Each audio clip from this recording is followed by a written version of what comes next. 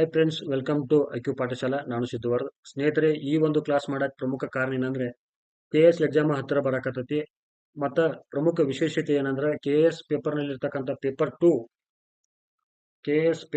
ನಲ್ಲಿ ಹೆಚ್ಚಾಗಿ ಕರ್ನಾಟಕಕ್ಕೆ ಸಂಬಂಧಿಸಿದ ಒಂದು 20ರಿಂದ 30 ಪ್ರಶ್ನೆಗಳನ್ನು ಕೇಳ್ತಾರೆ.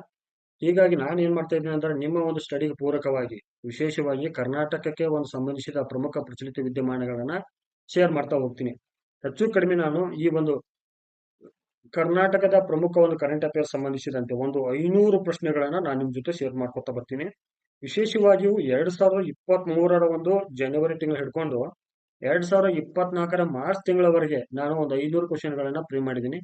ಈ ಕ್ವಶನ್ಸ್ಗಳು ಐ ಥಿಂಕ್ ಮೋಸ್ಟ್ ಪ್ರೊಬಬಲ್ ನಿಮ್ಗೆ ಎಕ್ಸಾಮ್ ತುಂಬಾ ಯೂಸ್ ಆಗ್ತಾವ ಅಂತ ಅನ್ಕೊಂಡಿದೀನಿ. ನೋಡ್ರಿ, ವಿಶೇಷವಾಗಿ ಕರ್ನಾಟಕದ ಪರಿಸರ, ಪ್ರಶಸ್ತಿಗಳು, ಕ್ರೀಡೆ, ರಾಜಕೀಯ ವಿದ್ಯಮಾನಗಳು, ಭೌಗೋಳಿಕ ವಿದ್ಯಮಾನಗಳು, ನೆಕ್ಸ್ಟ್ ಎಲ್ಲಾ ಒಂದು ಕ್ಷೇತ್ರಗಳಿಂದ ಈ ಒಂದು 500 ಪ್ರಶ್ನೆಗಳನ್ನು ಮಾಡಿದ್ದೀನಿ. 500 ಪ್ರಶ್ನೆಗಳು ಕೂಡ ಚಿಕ್ಕದಾಗಿ ನಿಮ್ಗೆ ಸಿನಾಪ್ಸಿಸ್ ಕೊಡ್ತೀನಿ. ಈ ಹೆಚ್ಚು ಕಡಿಮೆ ನಾನು 5ರಿಂದ 6 ಕ್ಲಾಸ್ ನಲ್ಲಿ ಈ ಎಲ್ಲಾ ಒಂದು ಕರೆಂಟ್ ಅಫೇರ್ಸ್ ಗಳ ಒಂದು ಸರಣಿಯನ್ನ ಮುಗಿಸ್ತೀನಿ. ಮುಗಿದಾದ್ಮೇಲೆ ಏನ್ ಮಾಡ್ತೀನಿ ಅಂದ್ರ ಇವುಗಳನ್ನ ನೀಟಾಗಿ ನಿಮ್ಗೆ ಏನ್ ಮಾಡ್ತೀನಿ ಅಂದ್ರ ಒಂದು PDF ರೂಪದಲ್ಲಿ ಒಂದು ಗ್ರೂಪ್ ಅಲ್ಲಿ ಹಾಕ್ತೀನಿ, ಅಥವಾ ಈ ಡಿಸ್ಕ್ರಿಪ್ಷನ್ ಬಾಕ್ಸ್ ಅಲ್ಲಿ ಹಾಕ್ತೀನಿ. ಅವುಗಳ ನೀವು ಡೌನ್ಲೋಡ್ ಮಾಡ್ಕೊಂಡು ಏನ್ ಮಾಡೋದು, ಪ್ರಿಂಟ್ ತಗೊಂಡು ಒಂದು ಕ್ವಿಕ್ ರಿವಿಷನ್ ಗೆ ಹೆಲ್ಪ್ ಆಗುವಂತ ಒಂದು ಕರೆಂಟ್ ಅಫೇರ್ಸ್ ನಿಮ್ಗೆ ಪೂರೈಸಿದಂತೆ ನಾನು ಒಂದು ಭರವಸೆ ಕೊಡ್ತೀನಿ.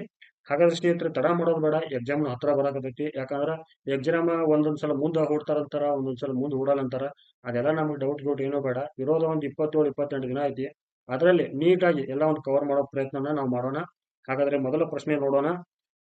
ನೋಡ್ರಿ, ಮೊದಲ ಪ್ರಶ್ನೆ ಏನ್ ಕೇಳಿದಾರೆ ಅಂದ್ರೆ ಕನ್ನಡ ಸಾಹಿತ್ಯ ಸಮ್ಮೇಳನ ಬಗ್ಗೆ ಕೇಳಿದಾರ. ಏನಂದ್ರೆ ಪ್ರಶ್ನೆ ನೋಡೋಣ. ಏನು, 86ನೇ ಅಖಿಲ ಭಾರತ ಕನ್ನಡ ಸಾಹಿತ್ಯ ಸಮ್ಮೇಳನ ಉಲ್ಲೇಖಿಸಿ ಮುಂದಿನ ಹೇಳಿಕೆಗಳನ್ನು ಪರಿಗಣಿಸಿ ಕೊಟ್ಟಾರ. ಪ್ರಶ್ನೆ ಏನು, 86ನೇ ಅಖಿಲ ಭಾರತ ಕನ್ನಡ ಸಾಹಿತ್ಯ ಸಮ್ಮೇಳನ ಸಂಬಂಧಪಟ್ಟಂಗ ಒಂದನೇ ಹೇಳಿಕೆ ಏನ್ ಕೊಟ್ಟಾರ ಇವರು, ಸಾಮರಸ್ಯದ ಭಾವ ಕನ್ನಡದ ಜೀವ ಎಂಬುದು ಈ ಸಮ್ಮೇಳನದ ಧ್ಯೇಯವಾಕ್ಯವಾಗಿತ್ತು. ಇನ್ನು ಎರಡನೇ ಹೇಳಿಕೆ ಏನ್ ಕೊಟ್ಟರು, ಈ ಸಮ್ಮೇಳನದ ವೇದಿಕೆಗಳಿಗೆ ಕನಕದಾಸ, ಶಿಶುನಾಳ ಶರೀಫ, ಸರ್ವಜ್ಞರ ಹೆಸರುಗಳನ್ನು ಇಡಲಾಗಿತ್ತು. ಇನ್ನು ಮೂರನೇದು, ಕನ್ನಡ ಪ್ರಗಾಥಗಳ ಸಾರಮಠ ಖ್ಯಾತಿಯ ದೊಡ್ಡರಂಗೇಗೌಡರು ಈ ಸಮ್ಮೇಳನದ ಅಧ್ಯಕ್ಷರಾಗಿದ್ದರು. ಇಲ್ಲೇನ್ ಕೇಳಿದಾರ ಅಂದ್ರೆ ಅವರು ಮೇಲಿನ ಎಷ್ಟು ಹೇಳಿಕೆಗಳು ಸರಿಯಾಗಿವೆ ಅಂತ ಕೇಳಿದಾರ. ಈ ಪದಗಳನ್ನ ನೆನಪಿಟ್ಕೊಳ್ಳಿ ಸ್ನೇಹಿತರೆ. ಒಂದೊಂದು ಟೈಮ್ನಾಗ ಏನ್ ಮಾಡ್ತಾನಂದ್ರೆ ಅವ್ರು ತಪ್ಪಾಗಿರುವಂತ ಕೊಟ್ಟಿರ್ತಾನ, ಒಂದೊಂದ್ಸಲ ಸರಿಯಾಗಿ ಕೊಟ್ಟಿರ್ತಾನ. ಇಲ್ಲೇ ನಾವು ಮಿಸ್ಟೇಕ್ಸ್ ಆಗಿ ಹೊಗೆ ಹಾಕ್ಸ್ಕೊತೀವಿ. ಅದಕ್ಕಾಗಿ ಇಂಥ ಪದಗಳನ್ನ ಕರೆಕ್ಟ್ ಆಗಿ ಆನ್ಸರ್ ಮಾಡೋದು ನೋಡ್ಬೇಕು ಮೊದಲು ನಾವು. ಇಲ್ಲಿ ಸರಿಯಾದ ಉತ್ತರ ಯಾವ್ದಾಗತ್ತಂದ್ರ ಆಪ್ಷನ್ ಸಿ. ಸರಿ, ಈ ಒಂದು ಅಖಿಲ ಭಾರತ ಕನ್ನಡ ಸಮ್ಮೇಳನ ಏನೇನ್ ನಡೀತು, ಹಿಂಗಾಗಿತ್ತು ನೋಡ್ಕೊಂಡು ಆಮೇಲೆ ಆ ಪ್ರಶ್ನೆ ನೋಡೋಣ. ನೋಡ್ರಿ, 86ನೇ ಅಖಿಲ ಭಾರತ ಸಮ್ಮೇಳನ ಇದು, ಅಖಿಲ ಭಾರತ ಕನ್ನಡ ಸಮ್ಮೇಳನ. ಪ್ರಶ್ನೆಯನ್ನು ಕೇಳಬಹುದು, ಇತ್ತೀಚೆಗೆ ಹಾವೇರಿಯಲ್ಲಿ ನಡೆದ ಅಖಿಲ ಭಾರತ ಕನ್ನಡ ಸಮ್ಮೇಳನ ಎಷ್ಟನೇ ಆವೃತ್ತಿಯಾದಾಗಿದ್ದು ಕೇಳ್ತಾರ. ಹಿಂಗಾಗಿ ನೆನಪಿಟ್ಕೊಡೋದು 86ನೇ ಆವೃತ್ತಿಯ ಒಂದು ಕನ್ನಡ ಸಾಹಿತ್ಯ ಸಮ್ಮೇಳನ ಆಗಿತ್ತು. ಇದು ಜರುಗಿದ ಸ್ಥಳದಲ್ಲಿ ಹಾವೇರಿ ಯಾವ್ದಕ್ಕೆ ಏನಂತ ಪ್ರಸಿದ್ಧಿ ಆಗೈತೆ ಅಂದ್ರೆ ಏಲಕ್ಕಿ ನಗರ ಅಥವಾ ಮರಿ ಕಲ್ಯಾಣ ಅಂತ ಕೂಡ ಕರೀತಾರೆ. ಇದನ್ನ ಮರಿ ಕಲ್ಯಾಣ ಅಂತ ಯಾಕೆ ಕರೀತಾರೆ ಅಂದ್ರೆ ಆಮೇಲೆ ಇದು ಯಾವತ್ ನಡೀತಂದ್ರೆ ಇದು 2023 ಜನವರಿ 6ರಿಂದ 8ರವರೆಗೆ ನಡೀತಿದ್ದು. ಇದರ ಧ್ಯೇಯವಾಕ್ಯವೇನಾಗಿತ್ತು ಅಂದ್ರೆ ಸ್ಲೋಗನ್ ಏನಾಗಿತ್ತು, ಸಾಮರಸ್ಯದ ಭಾವ ಕನ್ನಡದ ಜೀವ ಅಂತ ಹೇಳಿತ್ತು. ಕನ್ನಡದ ಜೀವ ಎಂದು ಈ ಸಮ್ಮೇಳನದ ಒಂದು ಧ್ಯೇಯವಾಕ್ಯವಾಗಿತ್ತು. ಇನ್ನ ಪ್ರಮುಖವಾದ ವಿಷಯ ಮಾಹಿತಿಯನ್ನು ನೋಡಬೇಕಾದ್ರೆ ನಾವಿಲ್ಲಿ ಕನಕದಾಸ, ಶಿಶುನಾಳ ಶರೀಫ, ಸರ್ವಜ್ಞ ಈ 3 ಹೆಸರುಗಳನ್ನ ಈ ಅಖಿಲ ಭಾರತ ಕನ್ನಡ ಸಾಹಿತ್ಯ ಸಮ್ಮೇಳನದ ಜರುಗಿದ ವೇದಿಕೆಗಳಿಗೆ ಈ 3 ಹೆಸರನ್ನು ನೀಡಲಾಗಿತ್ತು. ಯಾವುದು, ಒಂದು ಕನಕದಾಸ, ಶಿಶುನಾಳ ಶರೀಫ, ಇನ್ನೊಂದು ಸರ್ವಜ್ಞ. ಇನ್ನ ಇದರ ಮುಖ್ಯ ದ್ವಾರ ಯಾವ್ದಾಗಿತ್ತು, ಬಾಡದ ಕನಕನ ಅರಮನೆಯ ಮಾದರಿಯ ಕೋಟೆ ಬಾಗಿಲು ಶೈಲಿ ಈ ಒಂದು ಅಖಿಲ ಭಾರತ ಕನ್ನಡ ಸಾಹಿತ್ಯ ಸಮ್ಮೇಳನದ ಮುಖ್ಯ ದ್ವಾರದ ಒಂದು ಬಾಗಿಲು ಶೈಲಿ ಆಗಿತ್ತು. ಇನ್ನು ಇದರ ಅಧ್ಯಕ್ಷರು ಯಾರು, ದೊಡ್ಡರಂಗೇಗೌಡರು. ಈ ದೊಡ್ಡರಂಗೇಗೌಡರು ಯಾವ್ದಕ್ಕೆ ಫೇಮಸ್ ಇದ್ದಾರೆ, ಈಗ ಕನ್ನಡಗಳ ಪ್ರಗಾಥಗಳ ಸಾಮ್ರಾಟ ಅಂತಾರೆ ಇವ್ರಿಗೆ. ಯಾರಿಗೆ, ದೊಡ್ಡರಂಗೇಗೌಡರಿಗೆ. ಇಲ್ಲಿ ನೋಡ್ರಿ, ಒಂದೇ ಅಲ್ಲಿ ಕೊಟ್ಟಿರ್ತಕ್ಕಂಥ ಮಾಹಿತಿ ಪ್ರಕಾರ ಸಾಮರಸ್ಯದ ಭಾವ ಕನ್ನಡದ ಜೀವ ಎಂಬುದು ಇದರ ಒಂದು ಧ್ಯೇಯವಾಕ್ಯ ಇತ್ತು. ಹಾಗಾದ್ರೆ ಇದು ಸರಿ. ಇನ್ನು ಈ ಸಮ್ಮೇಳನದ ವೇದಿಕೆಗಳಿಗೆ ಕನಕದಾಸ, ಶಿಶುನಾಳ ಶರೀಫ ಮತ್ತು ಸರ್ವಜ್ಞರ ಹೆಸರುಗಳನ್ನ ಇಡಲಾಗಿತ್ತು. ಹೀಗಾಗಿ ಇದು ಸರಿ ಐತಿ. ಇನ್ನ ಮೂರನೇದ್ರಲ್ಲಿ ಏನ್ ಕೊಟ್ಟಾರಂದ್ರ ಈ ಸಮ್ಮೇಳನದ ಅಧ್ಯಕ್ಷರು ಕೊಟ್ಟಾರು ಯಾರು, ದೊಡ್ಡರಂಗೇಗೌಡರು. ಸೊ ಹಾಗಾದ್ರೆ ಇಲ್ಲಿ ಯಾವ್ದು ಸರಿ ಆಗ್ಬೇಕು, ಆಪ್ಷನ್ ಸಿ. 3 ಕೂಡ ಇಲ್ಲಿ ಸರಿಯಾಗಿವೆ. ಮುಂದಿನ ಪ್ರಶ್ನೆ ನೋಡೋಣ. ಈ ಕೆಳಗಿನ ಯಾವ ನಗರದಲ್ಲಿ 2023ನೇ ಸಾಲಿನ ಕರ್ನಾಟಕದ ಸಮಗ್ರ ಯಕ್ಷಗಾನ ಸಮ್ಮೇಳನವು ಜರುಗಿತ್ತು? ಇಲ್ಲಿ ಸರಿಯಾದ ಉತ್ತರ ಯಾವ್ದಾಗತ್ತಾ, ಉಡುಪಿ. ನೋಡ್ರಿ, ಫಸ್ಟ್ ಟೈಮ್ ನಡೆದೈತೆ ಇದು. 2023 ಸಾಲಿನ ಕರ್ನಾಟಕದ ಸಮಗ್ರ ಯಕ್ಷಗಾನ ಸಮ್ಮೇಳನ ಜರುಗಿದ ಸ್ಥಳ ಕೇಳಿದಾರ ಅವರು. ಎಲ್ಲಿ ನಡೀತು, ಉಡುಪಿ. ಇಲ್ಲಿ ಕೊಟ್ಟಾರ ನೋಡ್ರಿ, ಸ್ವಲ್ಪ ಮಾಹಿತಿ ನೋಡೋಣ. 2023ನೇ ಸಾಲಿನ ಕರ್ನಾಟಕದ ಸಮಗ್ರ ಯಕ್ಷಗಾನ ಸಮ್ಮೇಳನ ಕುರಿತಾಗಿ ಇದನ್ನು ಆಯೋಜನೆ ಮಾಡಿದವರು ಯಾರು? ಕನ್ನಡ ಮತ್ತು ಸಂಸ್ಕೃತಿ ಇಲಾಖೆದವರು. ಜರುಗಿದ ಜಿಲ್ಲೆ ಅಥವಾ ಸ್ಥಳ ಯಾವುದು? ಉಡುಪಿ. ಇದೀಗ ಇದರ ಉದ್ದೇಶ ಏನಾಗಿತ್ತು ಅಂದ್ರೆ ಕರಾವಳಿ ಜಿಲ್ಲೆಗಳ ಗಂಡು ಕಲೆ ಅಂದ್ರೆ ಯಕ್ಷಗಾನದ ಸಮಸ್ಯೆ, ಭವಿಷ್ಯ ಮತ್ತು ಸಮಕಾಲೀನ ಸ್ಥಿತಿಗತಿಗಳನ್ನು ಅವಲೋಕಿಸುವ ಸಲುವಾಗಿ ಮೊದಲ ಬಾರಿಗೆ ಯಕ್ಷಗಾನ ಸಮ್ಮೇಳನ ಏನು ನಡೆಸಲಾಯಿತು. ಎಲ್ಲಿ? ಈ ಉಡುಪಿಯಲ್ಲಿ. ಯಾವುದಕ್ಕ? ಇದು ಕರಾವಳಿಯ ಗಂಡು ಕಲೆ ಇದು. ಇದರ ಯಕ್ಷಗಾನದ ಒಂದು ಸಮಸ್ಯೆ, ಇದರ ಭವಿಷ್ಯ ಮತ್ತೆ ಅಟ್ ಪ್ರೆಸೆಂಟ್ ಇದರ ಸಿಚುವೇಶನ್ ಏನೈತೆ ಅನ್ನೋ ಒಂದು ಅವಲೋಕನೆ ಮಾಡೋಗೋಸ್ಕರ ಮೊಟ್ಟ ಮೊದಲ ಬಾರಿಗೆ ಉಡುಪಿಯಲ್ಲಿ ಈ ಕರ್ನಾಟಕದ ಸಮಗ್ರ ಯಕ್ಷಗಾನ ಸಮ್ಮೇಳನವನ್ನ ಆಯೋಜನೆ ಮಾಡಿರ್ತಾರ. ಇನ್ನು ಯಕ್ಷಗಾನ ಪ್ರಚಲಿತವಿಲ್ಲ ಇರುವ ಜಿಲ್ಲೆಗಳನ್ನು ಕೇಳ್ತಾರೆ ಒಂದೊಂದ್ಸಲ. ಅದ್ಯಾವುದಂದ್ರೆ ದಕ್ಷಿಣ ಕನ್ನಡ, ಉಡುಪಿ, ಉತ್ತರ ಕನ್ನಡ, ಶಿವಮೊಗ್ಗ, ಚಿಕ್ಕಮಗಳೂರು. ಹೆಚ್ಚು ಕಡಿಮೆ ಏನು 5 ಜಿಲ್ಲೆಗಳಲ್ಲಿ ಯಾವುದು? ಒಂದು ದಕ್ಷಿಣ ಕನ್ನಡ, ಉಡುಪಿ, ಉತ್ತರ ಕನ್ನಡ. ಈ 3 ಜಿಲ್ಲೆಗಳಲ್ಲಿ ಜಾಸ್ತಿ ಐತೆ. ಇನ್ನು ಶಿವಮೊಗ್ಗ ಮತ್ತು ಚಿಕ್ಕಮಗಳೂರಿಂದ ಅಲ್ಲೇನು ಸ್ವಲ್ಪ ಸ್ವಲ್ಪ ಕಂಡು ಬರುತ್ತೆ. ಇನ್ನು ಇದ್ರೊಳಗೆ 2 ಪ್ರಕಾರ ಬರ್ತಾವ. ಒಂದು ತೆಂಕತಿಟ್ಟು ಮತ್ತು ಬಡಗತಿಟ್ಟು ಅಂತೇಳಿ. ಇವು ಯಾವ್ಯಾವು ಎಲ್ಲೆಲ್ಲಿ ಕಡೆ ಏನು ಅದರ ವ್ಯಾಪ್ತಿಯನ್ನು ಹೊಂದಿದ ನೋಡೋಣ. ಒಂದು, ದಕ್ಷಿಣ ಕನ್ನಡದಿಂದ ತುಳುನಾಡು ಪ್ರದೇಶದ ಕಾಸರಗೋಡಿನವರೆಗೆ ಯಕ್ಷಗಾನದ ರೂಪವನ್ನು ತೆಂಕತಿಟ್ಟು ಎನ್ನುವರು. ಅಂದ್ರೆ ಕಾಸರಗೋಡು ಎಲ್ಲಿ ಬರ್ತಿದ್ದು? ಕೇರಳ. ಅಂದ್ರೆ ಈ ದಕ್ಷಿಣ ಕನ್ನಡನೇ ಅಂತ ನಾವು ತುಳುನಾಡು ಅಂತಾರ. ಈ ದಕ್ಷಿಣ ಕನ್ನಡದಿಂದ ಕೇರಳದ ಕಾಸರಗೋಡಿನವರೆಗೆ ನಡೀತಿರ್ತಕ್ಕಂಥ ಒಂದು ಯಕ್ಷಗಾನ ಒಂದು ಏನದ ರೂಪವನ್ನ ತೆಂಕತಿಟ್ಟು ಅಂತಾರ. ಹೌದಾ? ಇನ್ನು ಉತ್ತರಕ್ಕೆ ಉಡುಪಿಯಿಂದ ಉತ್ತರ ಕನ್ನಡದವರೆಗೆ ಇರ್ತಕ್ಕಂಥ ಒಂದು ಯಕ್ಷಗಾನದ ರೂಪವನ್ನು ಏನಂತಾರಂದ್ರ ಬಡಗತಿಟ್ಟು ಅಂತ ಕರೀತಾರೆ ಇಲ್ಲಿ. ಹೌದಾ? ಇಲ್ಲಿ ಒಂದು ಪ್ರಮುಖ ಮಾಹಿತಿ ಏನೈತೆ ನೋಡ್ರಿ ಇಲ್ಲಿ. ಯಕ್ಷ ಎಂದರೆ ಪ್ರಕೃತಿ ಚೈತನ್ಯ, ಇನ್ನು ಗಾನ ಎಂದರೆ ಜನರು ಎಂದರ್ಥ. ಜನರು ಯಾವತ್ತೂ ಪ್ರಕೃತಿಯೊಂದಿಗೆ ಸಮ್ಮಿಲನ ಹೊಂದಿ ಚೈತನ್ಯವಾಗಿರ್ಬೇಕು ಅನ್ನೋದ ಈ ಯಕ್ಷಗಾನದ ಒಂದು ಪದಶ ಅರ್ಥ ಆಗಿದೆ. ಹಾಗಾದ್ರೆ ಮುಂದಿನ ಒಂದು ಪ್ರಶ್ನೆ ನೋಡೋಣ. ಏನು? ಪ್ರಶ್ನೆ 3. ರಾಷ್ಟ್ರೀಯ ಮಹತ್ವದ ದಿನಗಳನ್ನು ದೆಹಲಿಯಿಂದ ಹೊರಗೆ ಆಚರಿಸಬೇಕು ಎಂಬ ಉದ್ದೇಶದಿಂದ ಮೊದಲ ಬಾರಿಗೆ ಈ ಕೆಳಗಿನ ಯಾವ ನಗರದಲ್ಲಿ 2023ರ ಭಾರತೀಯ ಭೂಸೇನಾ ಪರೇಡ್ ಅನ್ನು ಆಚರಿಸಲಾಗಿದೆ?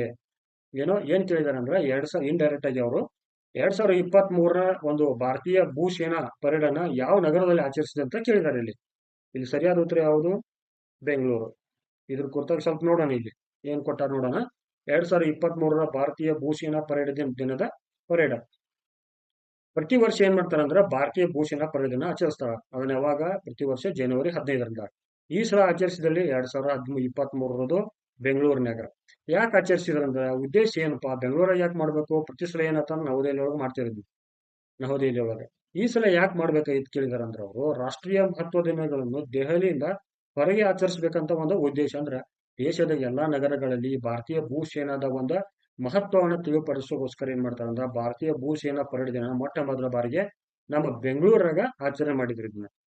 ಸರಿನಾ? ಇಲ್ಲಿ ಮತ್ತೊಂದು ಮೋಸ್ಟ್ ಇಂಪಾರ್ಟೆಂಟ್ ಅಂದ್ರ ಈ ಭಾರತೀಯ ಭೂಸೇನಾ ಪರೇಡ್ ದಿನ ಯಾಕೆ ಆಚರಿಸ್ತಾರ ಅಂತ ಕೊಟ್ಟಿದ್ದಾರೆ ಇಲ್ಲಿ. ಏನಂದ್ರೆ ಅದು ಭಾರತೀಯ ಸೇನೆಯ ಕಮಾಂಡರ್ ಇನ್ ಚೀಫ್ ಆಗಿದ್ದ 1949ರ ಜನವರಿ 15ರಂದು lieutenant general field marshal KM Kariappa ಅವರು British commander in chief Francis Bucher ಅವರಿಂದ ಅಧಿಕಾರವನ್ನು ಸ್ವೀಕರಿಸಿದರು. ಇದರ ನೆನಪಿಗಾಗಿ ಪ್ರತಿ ವರ್ಷ ಜನವರಿ 15ರಂದು ಭಾರತೀಯ ಭೂಸೇನಾ ದಿನವನ್ನ ಆಚರಿಸ್ತಾರೆ. ಹೌದಾ? ಇಂಪಾರ್ಟೆಂಟ್ ಏನಂದ್ರ 1949ರೊಳಗೆ ಏನಾಗತ್ತಂದ್ರ ನಮ್ಮ ಕರ್ನಾಟಕದ ಒಂದು ಇವ್ರು ಇರ್ತಾರಲ್ಲ, ಯಾರು? KM ಕಾರ್ಯಪ್ಪ ಅವರು ಬ್ರಿಟಿಷ್ ಕಮಾಂಡರ್ ಇನ್ ಚೀಫ್ ಯಾರು? ಫ್ರಾನ್ಸಿಸ್ ಬುಚರ್ ಅವರಿಂದ ಈ ಏನು ಸೇನಾ ಮುಖ್ಯಸ್ಥರಾಗಿ ಅಧಿಕಾರವನ್ನು ಸ್ವೀಕರಿಸ್ತಾರ. ಅದರ ಒಂದು ನೆನಪಿಗಾಗಿ ಏನಾಗತ್ತಂದ್ರ ಜನವರಿ 15ರಿಂದ ಪ್ರತಿ ವರ್ಷ ಭಾರತೀಯ ಭೂಸೇನಾ ದಿನವನ್ನ ಆಚರಿಸ್ತಾರೆ. ಮುಂದಿನ ಒಂದು ಪ್ರಶ್ನೆ ನೋಡ್ರಿ. ಪ್ರಶ್ನೆ 4.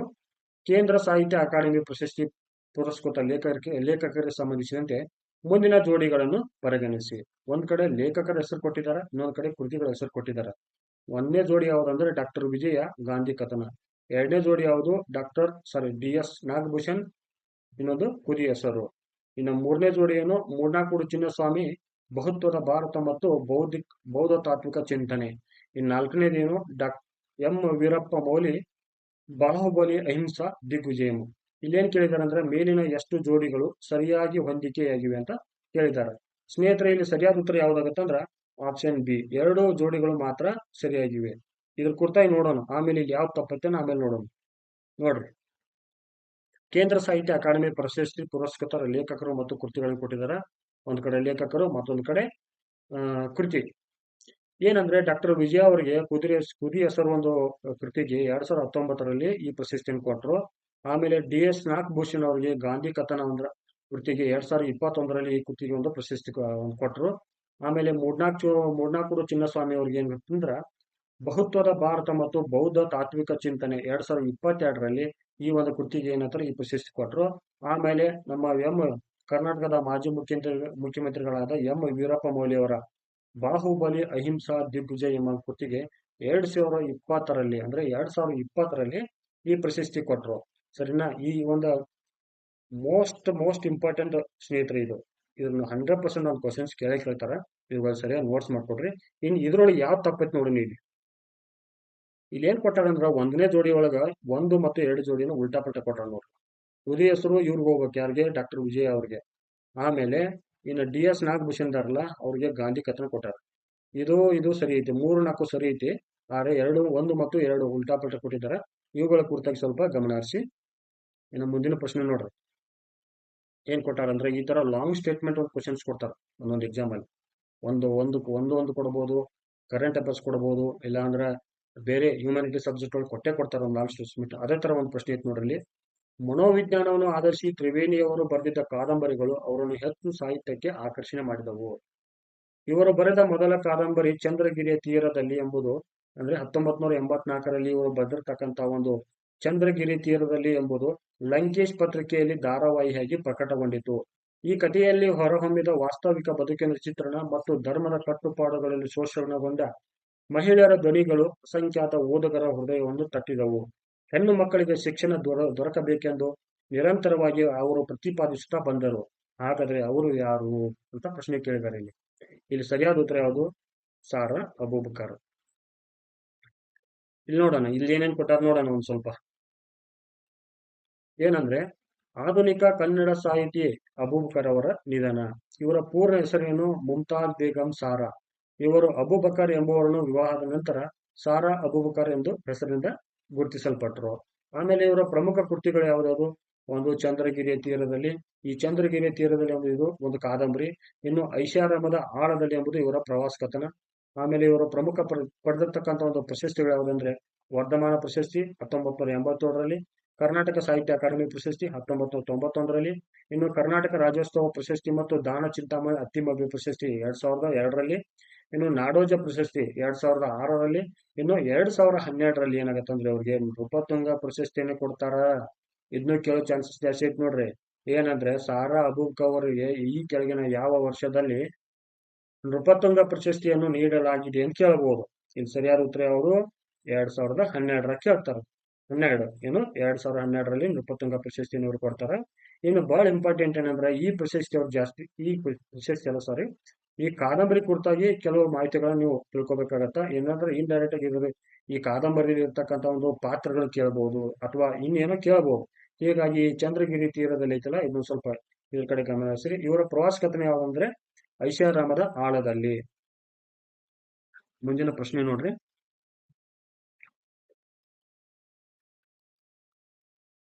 26ನೇ ಆವೃತ್ತಿಯ ರಾಷ್ಟ್ರೀಯ ಯುವಜನ ಉತ್ಸವವನ್ನು ಉಲ್ಲೇಖಿಸಿ ಮುಂದಿನ ಯಾವ ಹೇಳಿಕೆಯು ತಪ್ಪಾಗಿದೆ? 26ನೇ ರಾಷ್ಟ್ರೀಯ ಯುವಜನ ಉತ್ಸವ ಅಂದ್ರೆ ನ್ಯಾಷನಲ್ ಯೂತ್ ಫೆಸ್ಟಿವಲ್. ಇದು ಒಂದೇ ಹೇಳಿಕೆ ಏನು ಕೊಟ್ಟಾರಂದ್ರ ವಿಕಸಿತ ವಿಕಸಿತ ಭಾರತ ಎಂಬುದು ಈ ಉತ್ಸವದ ಥೀಮ್ ಆಗಿತ್ತು. ಇನ್ನು ಎರಡನೇದು ಏನ್ ಕೊಟ್ಟಾರ? ಇದನ್ನು ಬೆಂಗಳೂರಿನಲ್ಲಿ ಆಯೋಜಿಸಲಾಗಿತ್ತು. 3ರಲ್ಲಿ ಏನ್ ಕೊಟ್ಟಾರಂದ್ರ ಬೆಂಗಳೂರಿನ ಇನ್ಬಾಮ್ ಅವರು ರೂಪಿಸಿದ ಚೆಂಪಿ ಚಿಕ್ಕ ಅಂದ್ರೆ ಆನೆಯ ವಿನ್ಯಾಸ ಎಂಬುದು ಈ ಒಂದು ಉತ್ಸವದ ಮಾಸ್ಕಟ್ ಆಗಿದೆ. ಇಲ್ಲಿ ಸರಿಯಾದ ಉತ್ತರ ಯಾವುದು? ಆಪ್ಷನ್ ಬಿ ಮಾತ್ರ.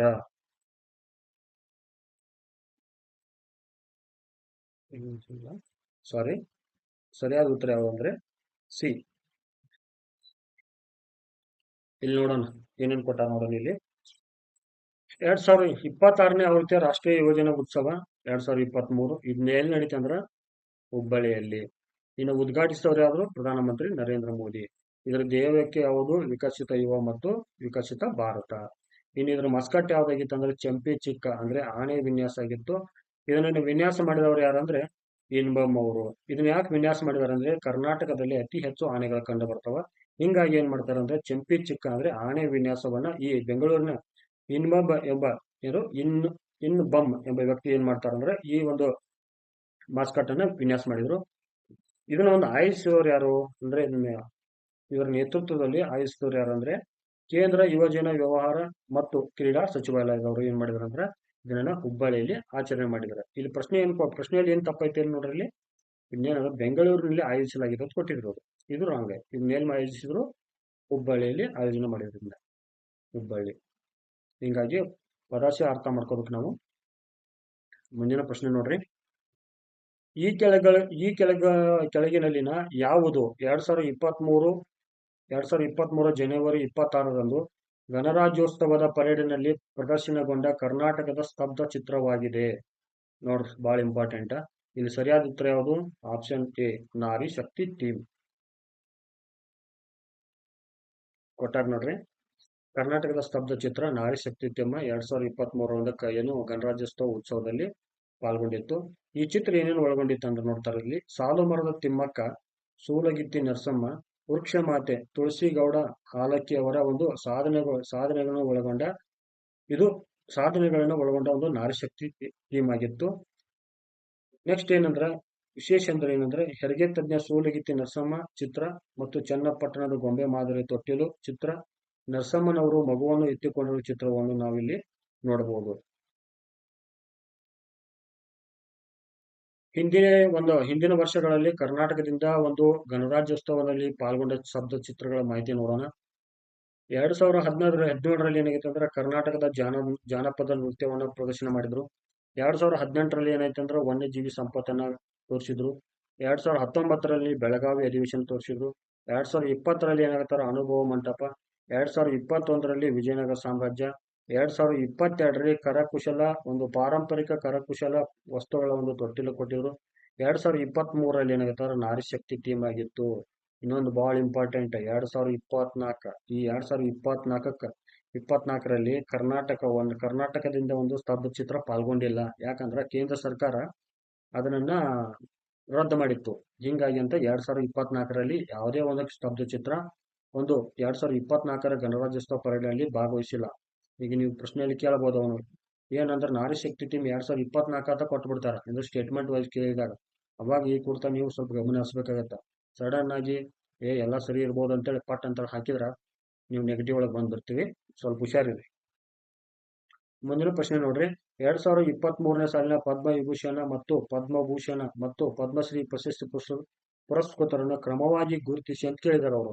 ಏನು ಪದ್ಮವಿಭೂಷಣ ಕೊಟ್ಟಾರ, ಪದ್ಮಭೂಷಣ ಕೊಟ್ಟಾರ, ಪದ್ಮಶ್ರೀ ಮೂರವನ್ನ ಅನುಕ್ರಮವಾಗಿ ಯಾರ್ಯಾರು ಯಾವಾಗ ತಗೊಂಡ್ರು ಕೇಳಿದಾರೆ. ಯಾವಾಗ? 2023. ಪದ್ಮಭೂಷಣ ಯಾರು ತಗೊಂಡವ್ರು ಯಾರು ಕೇಳಿದಾರ, ಪದ್ಮಭೂಷಣ ಕೇಳಿದಾರ, ಆಮೇಲೆ ಪದ್ಮಶ್ರೀ. ಇಲ್ಲಿ ಸರಿಯಾದ ಉತ್ತರ ಯಾವ್ದಾಗತ್ತ? Option A.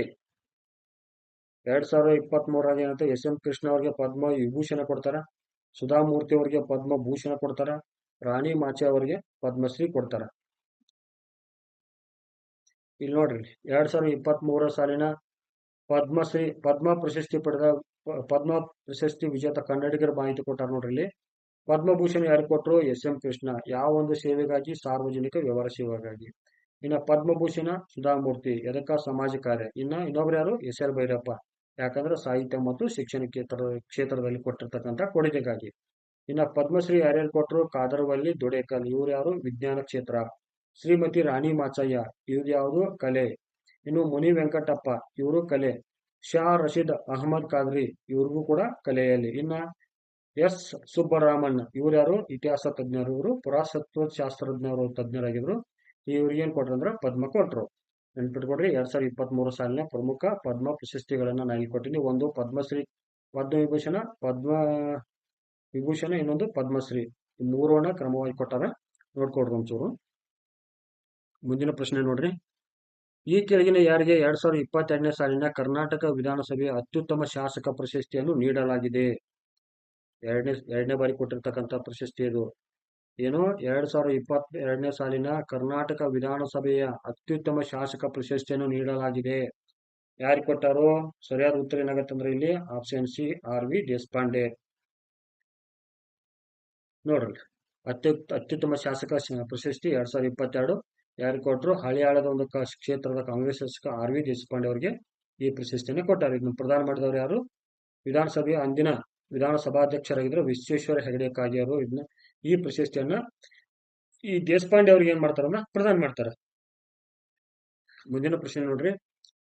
ಪ್ರಧಾನಮಂತ್ರಿ ನರೇಂದ್ರ ಮೋದಿ ಅವರು ಕರ್ನಾಟಕದ ಈ ಕೆಳಗಿನ ಯಾವ ಜಿಲ್ಲೆಯಲ್ಲಿ HAL ಲಘು ಹೆಲಿಕಾಪ್ಟರ್ ತಯಾರಿಕಾ ಘಟಕವನ್ನು ಉದ್ಘಾಟಿಸಿದರು? ನೋಡ್ರಿ, HAL ಲಘು ಹೆಲಿಕಾಪ್ಟರ್ ತಯಾರಿಕಾ ಘಟಕ ಕೇಳಿದಾರೆ. ಎಲ್ಲಿ ಸ್ಟಾರ್ಟ್ ಮಾಡಿದ್ರಂತ? ಸರಿಯಾದ ಉತ್ತರ ಯಾವ್ದಿಲ್ಲಿ? ತುಮಕೂರು. HAL ಲಘು ಹೆಲಿಕಾಪ್ಟರ್ ತಯಾರಿಕಾ ಘಟಕ ಕುರಿತಾಗಿ ಸ್ವಲ್ಪ ನೋಡೋಣ. ಇಲ್ಲಿ ಇದು ಸ್ಥಾಪನೆ ಆಗಿರುವುದಲ್ಲಿ ತುಮಕೂರು ಜಿಲ್ಲೆಯ ಗುಬ್ಬಿ ತಾಲೂಕಿನ ಬಿದರಹಳ್ಳಿ ಕಾವಲ್. ಉದ್ಘಾಟಿಸಿದರು ಪ್ರಧಾನಮಂತ್ರಿ ನರೇಂದ್ರ ಮೋದಿ. ಇದೇನು ವಿಶೇಷತೆ ಅಂದ್ರೆ ಇದು ರಕ್ಷಣಾ ಕ್ಷೇತ್ರದಲ್ಲಿ ಭಾರತದ ಆತ್ಮನಿರ್ಭರ್ ಮತ್ತೊಂದು ಹೆಜ್ಜೆ ಆಗಿದೆ. ಇಲ್ಲಿ ನೆನಪಿಡಬೇಕಾದ ಪ್ರಮುಖ ಸಂಗತಿ ಏನಂದ್ರೆ ತುಮಕೂರು ಕೈಗಾರಿಕಾ ಟೌನ್ಶಿಪ್ ಹಾಗೂ ಜಲಜೀವನ್ ಮಿಷನ್ ಯೋಜನೆಗೆ ಇದೇ ಸಂದರ್ಭದಲ್ಲಿ ಪ್ರಧಾನಮಂತ್ರಿ ನರೇಂದ್ರ ಮೋದಿ ಅವರು ಏನ್ ಮಾಡ್ತಾರ ಅಂದ್ರೆ ಚಾಲನೆ ನೀಡ್ತಾರೆ. ನಮಗೆ ಇಂಪಾರ್ಟೆಂಟ್ ಏನು? HAL ಲಘು ಹೆಲಿಕಾಪ್ಟರ್ ಘಟಕವನ್ನು ಈ ಕೆಳಗಿನ ಯಾವ ನಗರದಲ್ಲಿ ಸ್ಥಾಪನೆ ಮಾಡಿ ಸಿಕ್ಕರೆ ಸಾಕ? ಎಲ್ಲೇ? ತುಮಕೂರು ಜಿಲ್ಲೆಯ ಗುಬ್ಬಿ ತಾಲೂಕಿನ ಬಿದರಹಳ್ಳಿ ಕಾವಲ್. ಇಷ್ಟು ನೆನಪಿಟ್ಕೊಟ್ರೆ ಸಾಕು. ಇದು ಬಹಳ ಇಂಪಾರ್ಟೆಂಟ್ ಪ್ರಶ್ನೆ. ಇವು ಹಾರ್ಡ್ ಕ್ವಶನ್ ಇದು, ಬರ್ತಕ್ಕಂಥ ಪ್ರಶ್ನೆ ಇದು, ನೆನಪಿಟ್ಕೊಡ್ರಿ. ಕರ್ನಾಟಕ ರಾಜ್ಯದ ನಾಡ ದೇವತೆ ಭುವನೇಶ್ವರಿಯ ನೂತನ ಅಧಿಕೃತ ಚಿತ್ರವನ್ನು ಬಿಡಿಸಿದ ಕಲಾವಿದ ಯಾರು? ಇಲ್ಲಿ ಸರಿಯಾದ ಉತ್ತರ ಯಾವ್ದಾಗತ್ತ? ಆಪ್ಷನ್ ಬಿ, ಕೆ ಸೋಮಶೇಖರ್ ಅವ್ರು ಏನ್ ಮಾಡ್ತಾರಂದ್ರ ಇಲ್ಲಿ ನೋಡ್ರಿ ಚಿತ್ರ ಕೊಟ್ಟಿದಾರ ನೋಡ್ರಿ. ಇದೇ ಚಿತ್ರವನ್ನ ಬಿಡಿಸಿದಾರ ಹೊಸದಾಗಿ ಅವರು. ಏನೈತಿ ಇಲ್ಲಿ ವಿಶೇಷತೆ ನೋಡೋಣ. ಇದನ್ನ ರಚನೆ ಮಾಡಿದವರು ಯಾರು? ಕೆ ಸೋಮಶೇಖರ್ ಅವರು. ಇದ್ರ ವಿಶೇಷತೆ ಏನಂದ್ರೆ ಚಿತ್ರವು ಶರೀರಶಾಸ್ತ್ರದ ಪ್ರಕಾರ ಪ್ರಮಾಣಬದ್ಧವಾಗಿದೆ. ಈ ಚಿತ್ರದಲ್ಲಿ ಕರ್ನಾಟಕದ ವೈಶಿಷ್ಟ್ಯ ಎದ್ದು ಕಾಣುತ್ತದೆ ಕೊಟ್ಟಾರ ಅವರು. ಆ ವೈಶಿಷ್ಟ್ಯ ಏನಂದ್ರೆ ಇಲ್ಲಿ ನೋಡೋಣ. ಏನಂದ್ರ ಚಾಲುಕ್ಯರು ಹೊಯ್ಸಳ ಅರಸರ ಕಾಲದ ಕಿರೀಟ ಇಲ್ಲೈತ್ ನೋಡ್ರಿ ಸರ್. ಈ ಕಿರೀಟ ಯಾವಾಗಿಂದಿದು? ಚಾಲುಕ್ಯರ ಕಿರೀಟ ಹಿಂಗಿತ್ತ, ಆಮೇಲೆ ಹೊಯ್ಸಳ ಕಿರೀಟ ಹಿಂಗಿತ್ತ. ಇದನ್ನ ಕೊಟ್ಟಿದ್ದಾರೆ ಇಲ್ಲಿ. ಆಮೇಲೆ ಹಸಿರು ಬಣ್ಣದ ಇಳಕಲ್ ಸೀರೆ ಉಟ್ಟ ಪೂರ್ಣ ಪ್ರಮಾಣದ ಚಿತ್ರವನ್ನು ಹೊಂದಿದೆ. ಹಸಿರು ಬಣ್ಣದ ಇಳಕಲ್ ಸೀರೆ ನೋಡ್ರಿ, ಇಲ್ಲೈತ್ ನೋಡ್ರಿ ಹಸಿರು ಬಣ್ಣದ ಸೀರೆ ಇದು ಯಾವುದು? ಯಾವ ಸೀರೆ ಇದು? ಇಳಕಲ್ ಸೀರೆ. ಯಾವ ಕಲರ್ ಸೀರೆ? ಹಸಿರು ಸೀರೆ. ಸರಿನಾ? ಇದು ಎರಡು ವಿಶೇಷತೆ ಆಯ್ತು. ಒಂದು ಕಿರೀಟ, ಇನ್ನೊಂದು ಸೀರೆ, ಎರಡು ವಿಶೇಷತೆ. ಕಿರೀಟ ಯಾರ್ದು? ಹೊಯ್ಸಳರ ಕಾಲದ್ದು, ಮತ್ತು ಇನ್ನೊಂದು ಚಾಲುಕ್ಯರ ಕಾಲದ್ದು. ಸೀರೆ ಯಾವುದು? ನಮ್ GI ಟ್ಯಾಗ್ ಬಾಗಲಕೋಟೆ ಜಿಲ್ಲೆಯಲ್ಲಿ ಕಂಡು ಬರ್ತಕ್ಕಂಥ ಒಂದು ಇಳಕಲ್ ಸೀರೆ. ಇನ್ನು ನಮ್ಮ ನಾಡಿನ ಭೂಪಟ ಐತ್ ನೋಡ್ರಿ. ಇಲ್ಲಿ ಎಲ್ಲ ಸಂಪೂರ್ಣ ಕೊಟ್ಟಾರ ಅವರು, 360 ಅಂಗಲ್ ಕೊಟ್ಟಾರ. ನಮ್ಮ ನಾಡಿನ ಭೂಪಟ ಅಂದ್ರೆ ಕರ್ನಾಟಕದ ಭೂಪಟ, ಹೌದಾ? ಆಮೇಲೆ ಕನ್ನಡ ಧ್ವಜ. ಏನು? ಕನ್ನಡ ಧ್ವಜ ಇಲ್ಲೈತ್ ನೋಡ್ರಿ. ಕನ್ನಡ ಧ್ವಜ ಐತೆ. ಸರಿನಾ? ಕನ್ನಡ ಧ್ವಜ ಆಯ್ತು. ಆಮೇಲೆ ಕನ್ನಡ ಭಾಷೆಯನ್ನು ಪ್ರತಿನಿಧಿಸುವ ತಾಳೆಗರಿ ಪುಸ್ತಕ ಇಲ್ಲಿ ಕೈಯಾಗೈತೆ ನೋಡ್ರಿ. ಇಲ್ಲಿ ತಾಳೆಗರಿ ಪುಸ್ತಕ ಏನು? ತಾಳೆಗರಿ ಪುಸ್ತಕ, ಇದು ಬಹಳ ಇಂಪಾರ್ಟೆಂಟ್. ಇನ್ನು ತಾಳೆಗರಿ ಪುಸ್ತಕ ಹಿಡಿದು ಕನ್ನಡಗರಿ ಎಂಬ ಹಿರಿಮೆಯನ್ನು ಪ್ರತಿನಿಧಿಸುತ್ತೆ ಅಂತ ಹೇಳ್ತಾರೆ ಅವರು. ಇನ್ನು ಚಾಲುಕ್ಯರ ಕಾಲದಲ್ಲಿ ಕಂಡ ಮುಕುಟೋಪಾಧ್ಯಾಯದಲ್ಲಿ ಕಿರೀಟ, ಕಿವಿಯಲ್ಲಿ ಸುಂದರ ಒಂದು ಕೌಶಲ್ಯ ಕರ್ಣ ಪರದೆಗಳು ಅಂತ ಹೇಳ್ತಾರೆ ಅವರು. ಇಲ್ದ ನೋಡ್ಸರ್ ಇವರು. ಇವೆಲ್ಲ ಕೂಡ ಏನಂದ್ರೆ ಚಾಲುಕ್ಯರ ಕಾಲದಲ್ಲಿ. ನಮ್ಗೆ ಇನ್ನೊಂದ್ಸಲ ಹೇಳ್ಬಿಡ್ತೀನಿ ನಿಮ್ಗ, ಬಹಳ ಇಂಪಾರ್ಟೆಂಟ್. ಇನ್ನು ಕಾಲದಲ್ಲಿ ಏನಂದ್ರೆ ಕಮಲ ಚಿತ್ರ ಐತಿ. ಈ ಕಮಲ ಚಿತ್ರ ಐತಿ ನೋಡ್ರಿ. ಕಮಲ ಚಿತ್ರ ಐತಿ. ಆಮೇಲೆ ನವಿಲು ಕೂಡ ಬೈತಿಲ್ಲಿ ಒಂದು. ಇನ್ನು ಕರಾವಳಿ ಚಿತ್ರನು ಕೂಡ ತೋರಿಸಿದಾರೆ ಇಲ್ಲಿ ಅವರು. ಇಲ್ಲಿ ನಮಗೆ ಬೇಕಾಗಿದೆ ಒಂದು ಕರ್ನಾಟಕ ಭೂಪಟ ಐತಿ, ಸರಿನಾ? ಆಮೇಲೆ ಕಿರೀಟ ಯಾರಿಗಿದ್ದು? ಚಾಲುಕ್ಯ ಮತ್ತು ಹೊಯ್ಸಳ ಸಂಬಂಧಪಟ್ಟೈತೆ. ಕಿವಿಯಲ್ಲೂ ಕೂಡ ಚಾಲುಕ್ಯರ ಸಂಬಂಧಪಟ್ಟೈತೆ. ಇನ್ನ ಕರ್ನಾಟಕದ ನಾಡ ಧ್ವಜ ನೋಡ್ತೀರಿ ಇಲ್ಲಿ. ಆಮೇಲೆ ತಾಳೆಗರಿ ನೋಡ್ತೀರಿ. ಆಮೇಲೆ ಅಂತ ಈ ಸೀರೆ ಇಳಕಲ್ ಸೀರೆ ಐತೆ. ಇನ್ನೊಂದು ಇಂಪಾರ್ಟೆಂಟ್ ಏನಂದ್ರೆ ಕಮಲ ಐತೆ ನೋಡ್ರಿ, ಕಮಲ ಚಿತ್ರ. ಇದು ಬಹಳ ಇಂಪಾರ್ಟೆಂಟ್ ನೋಡ್ರಿ. ಆಮೇಲೆ ಬ್ಯಾಕ್ ಗ್ರೌಂಡ್ ಏನೈತೆ? ನೀಲಿ ಮಿಶ್ರಿತ ಐತಿ. ಇದು ನೀಲಿ ಮಿಶ್ರಿತ ಐತಿ. ಇನ್ನೇನ್ ಕೇಳ್ಬೋದು ಅಂದ್ರೆ ಇಲ್ಲಿ ಇಂಪಾರ್ಟೆಂಟ್ ನೋಡ್ರಿ, ಈ ಚಿತ್ರದ ಮೇಲೆ KS ಮೇನ್ಸಿಗೆ ನಿಮ್ ಪ್ರಶ್ನೆ ಕೇಳ್ಬೋದು ಅವರು. ಇನ್ನು KS ಮೇನ್ಸಿಗೆ ಕೇಳ್ಬೋದು. ಯಾಕಂದ್ರೆ ಕರ್ನಾಟಕದ ಕಲೆ, ವಾಸ್ತುಶಿಲ್ಪ ಮತ್ತು ಕರ್ನಾಟಕ ಸಂಬಂಧಪಟ್ಟ ಒಂದು ಸಾಂಸ್ಕೃತಿಕ ಕೊಡುಗೆಗಳು ಇಲ್ಲಿ KS ಮೇನ್ಸ್ ಕೇಳ್ತಾರ.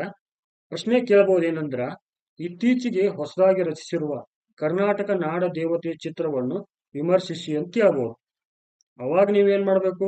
ಈ ನಾಡ ದೇವತೆಯ ಒಂದು ಚಿತ್ರದಲ್ಲಿ ಇರ್ತಕ್ಕಂಥ ಎಲ್ಲಾ ಲಕ್ಷಣಗಳನ್ನು ಕೊಟ್ಟು ಅವುಗಳಿಗೆ ಸಂಬಂಧಿಸಿದ ಮಹತ್ವವನ್ನು ಹೇಳ್ಬೇಕಾಗತ್ತ. ಇಲ್ಲಿ ಯಾಕೆ ಈ ಕಿರೀಟದ ಮಹತ್ವ ಅಂದ್ರೆ, ಕಿರೀಟ ಅಂದ್ರೆ ಕನ್ನಡದವನ್ನು ಆಳಿದ ಎರಡು ಕರ್ನಾಟಕದ 2 ರಾಜ್ಯ ಮನೆತನ ಕೊಟ್ಟಾರ ಅವರು. ಆಮೇಲೆ ನಾಡಧ್ವಜ ಕೊಟ್ಟಾರ. ಆಮೇಲೆ ತಾಳೆಗರಿ ಏನಂದ್ರೆ ಇದು ಕನ್ನಡದ ಸಾಹಿತ್ಯ ಅಂದ್ರೆ ವಚನ ಸಾಹಿತ್ಯ ಮತ್ತೆ ತಾಳೆಗರಿ ಸಾಹಿತ್ಯ ಮತ್ತೆ ಪ್ರಾಚೀನ ಸಾಹಿತ್ಯವನ್ನು ಪ್ರತಿನಿಧಿ ಮಾಡ್ತಾ ಇವು. ಇನ್ನು ಕಮಲ ಯಾಕೆ ಕೊಟ್ಟಾರು? ಒಂದು ಶಾಂತಿಯ ಸಂಕೇತ. ಆಮೇಲೆ ಹಸಿರು ಸೀರೆ ಕರ್ನಾಟಕ ಒಂದು ಹೆಂಗಂದ್ರದ್ದು ಹೆಚ್ಚು ಅರಣ್ಯ ಹೊಂದಲಿ, ಈ ಹಸಿರು ಒಂದು ಪ್ರತಿನಿಧಿಸ್ಲಿ. ಆಮೇಲೆ ಸ್ಥಳೀಯ ಒಂದು ಕಲೆಗೆ ಇಂಪಾರ್ಟೆಂಟ್ ಕೊಟ್ಟಿರ್ತಾರ.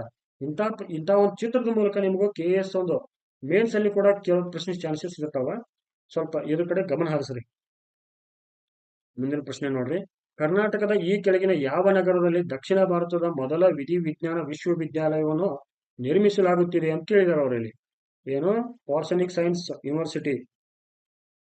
ದಕ್ಷಿಣ ಭಾರತದ ಮೊದಲ ವಿಧಿವಿಜ್ಞಾನ ವಿಶ್ವವಿದ್ಯಾಲಯನ ಎಲ್ಲಿ ಸ್ಥಾಪನೆ ಮಾಡ್ತಿದ್ದಾರೆ ಕೇಳಿದಾರಲ್ಲ.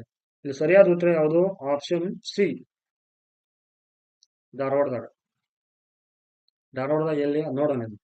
ಎಲ್ಲಿ ಅಂದ್ರೆ ಧಾರವಾಡದ ಕೃಷಿ ವಿಶ್ವವಿದ್ಯಾಲಯದ ಕ್ಯಾಂಪಸ್ನಾಗ ಅಂದ್ರೆ 50 ಎಕರೆ ಒಂದು ವಿಸ್ತಾರದಲ್ಲಿ ನಿರ್ಮಾಣ ಮಾಡ್ತಾರೆ. ಇದಕ್ಕೆ ಶಂಕುಸ್ಥಾಪನೆ ಮಾಡಿದವರು ಯಾರು? ಕೇಂದ್ರ ಗೃಹ ಸಚಿವ ಅಮಿತ್ ಶಾ ಅವರು.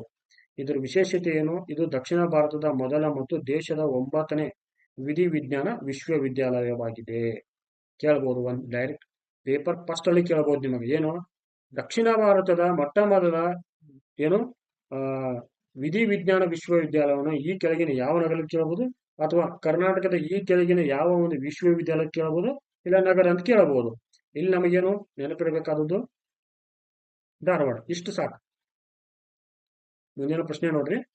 ಕರ್ನಾಟಕ ರಾಜ್ಯ ಸರ್ಕಾರದ ಪ್ರತಿಷ್ಠಿತ ರೈತ ಶಕ್ತಿ ಯೋಜನೆಯ ಪ್ರಮುಖ ಉದ್ದೇಶವೇನು ಅಂತ ಕೇಳಿದಾರೆ ಅವರು.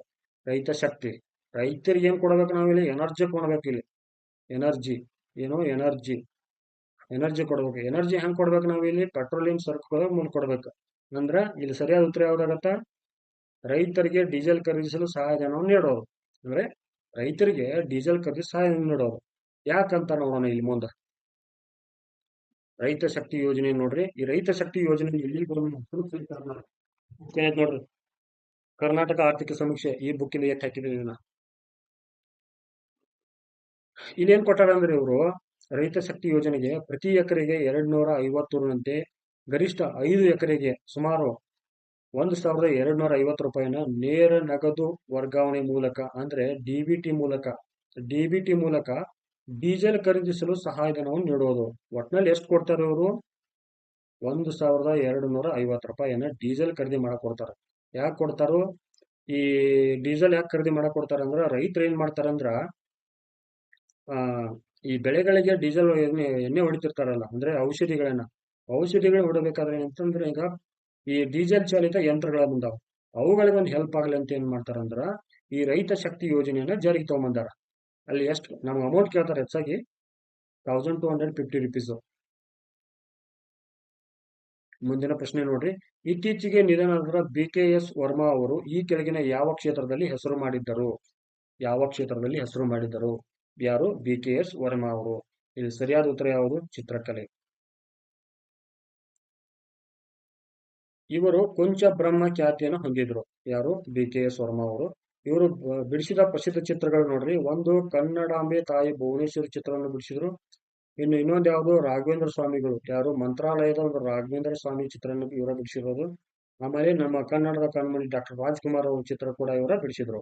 ಇವ್ರದ್ದು ಏನಂದ್ರೆ ಇನ್ನೊಂದು ವಿಶೇಷ ಅಂದ್ರೆ ಇವರು ಪರಿಸರ ಮತ್ತು ಸಾಮಾಜಿಕ ಸಮಸ್ಯೆಗಳ ಬಗ್ಗೆ ಒಂದು ಹೆಚ್ಚಾಗಿ ಪೇಂಟಿಂಗ್ ಅನ್ನ ಮಾಡಿದ್ರು. ಇದರ ಮೂಲಕ ಜನಖ್ಯಾತಿಯನ್ನ ಪಡೆದಿದ್ರು ಇವರು. ಯಾರು? BKS ವರ್ಮಾ ಅವರು. ನೋಡ್ರಿ ಇಲ್ಲಿ ಇಂಪಾರ್ಟೆಂಟ್ ನಮಗೇನಿದು? ಕನ್ನಡಾಂಬೆ ತಾಯಿ ಭುವನೇಶ್ವರನ ಹಳೆಯ ಚಿತ್ರ ಬಿಡಿಸಿದವರು ಇಲ್ಲೇ ಬರ್ತಾರೆ ನೋಡ್ರಿ. ಹಳೆಯ ಚಿತ್ರ ಬಿಡಿಸಿದವರು ಯಾರು? BKS ವರ್ಮಾ. ಇನ್ನು ಹೊಸ ಚಿತ್ರ ಬಿಡಿಸಿದವರು ಸೋಮಶೇಖರ್. ಯಾರು? K. ಸೋಮಶೇಖರ್ ಅವರು. ಸೋಮಶೇಖರ್.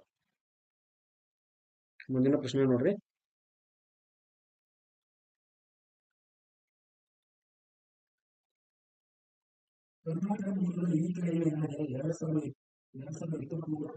ಮೊಹಮ್ಮದ್ ಬಿನ್ ರಶೀದ್ ಅಲ್ ಮಕ್ತುಮ್ ಜಾಗತಿಕ ಜಲ ಪ್ರಶಸ್ತಿಗೆ ಭಾಜನರಾಗಿದ್ದಾರೆ.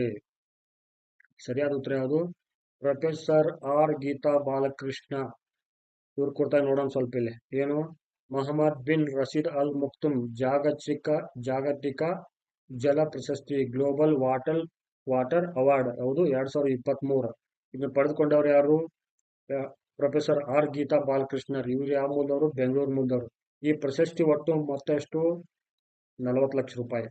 ಯಾಕೆ ಕೊಡ್ತಾರಂದ್ರೆ ಇದನ್ನ ನವೀಕರಿಸಬಹುದಾದ ಶಕ್ತಿ ಸಂಪನ್ಮೂಲಗಳನ್ನು ಬಳಸಿಕೊಂಡು ಶುದ್ಧ ಕುಡಿಯುವ ನೀರನ್ನು ಉತ್ಪಾದನೆ ಮಾಡುವ ಸಂಶೋಧನೆಗಳಿಗೆ ಈ ಪ್ರಶಸ್ತಿಯನ್ನ ಕೊಡ್ತಾರ. ಒಟ್ಟು ಪ್ರಶಸ್ತಿ ಮೊತ್ತ ಎಷ್ಟು? 40 ಲಕ್ಷ. ಇದು ಆಕ್ಚುಲಿ ಹೇಳ್ಬೇಕಂದ್ರೆ ಇನ್ನು ಹೈದರಾಬಾದ್ ಒಂದು ಕಂಪನಿ ಬರುತ್ತಾ, ಅವ್ರಿಗೂ ಕೂಡ ಈ ಪ್ರಶಸ್ತಿಯನ್ನು ಕೊಟ್ಟಿರ್ತಾರ. ಯಾವಾಗಂದ್ರೆ 2022ರಾಗ. ಆ ಕಂಪನಿ ಹೆಸರು ಯಾವುದು? ಮೈತ್ರಿ ಅಕ್ವಾಟೆಕ್ ಕಂಪನಿ. ಇನ್ನು ಕರ್ನಾಟಕ ಸಂಬಂಧಪಟ್ಟ ಇನ್ನೊಂದು ಪ್ರಮುಖ ಪ್ರಶ್ನೆ ಏನಂದ್ರೆ, ಬಾಲ್ಯ ವಿವಾಹ ತಡೆಗಟ್ಟಲು ಕರ್ನಾಟಕ ರಾಜ್ಯ ಮಹಿಳಾ ಮತ್ತು ಮಕ್ಕಳ ಕಲ್ಯಾಣ ಇಲಾಖೆಯು ಈ ಕೆಳಗಿನ ಯಾವ ವೆಬ್ ಪೋರ್ಟಲ್ ಅನ್ನು ಆರಂಭಿಸಲು ಉದ್ದೇಶಿಸಿದೆ? ಇಲ್ಲಿ ಸರಿಯಾದ ಉತ್ತರ ಯಾವುದು? ಸುರಕ್ಷಿಣಿ. ಎದಕ್ಕೆ ತಡೆಗಟ್ಟಕಟ್ಟ? Child marriage. ಚೈಲ್ಡ್ ಮ್ಯಾರೇಜ್ ತಡೆಗಟ್ಟೋಸ್ಕರ ಏನ್ ಮಾಡ್ತಾರಂದ್ರೆ ಈ ಸುರಕ್ಷಿಣಿ ಒಂದು ಪೋರ್ಟಲ್ ಅನ್ನ ಆರಂಭಿಸಿದ್ದಾರೆ.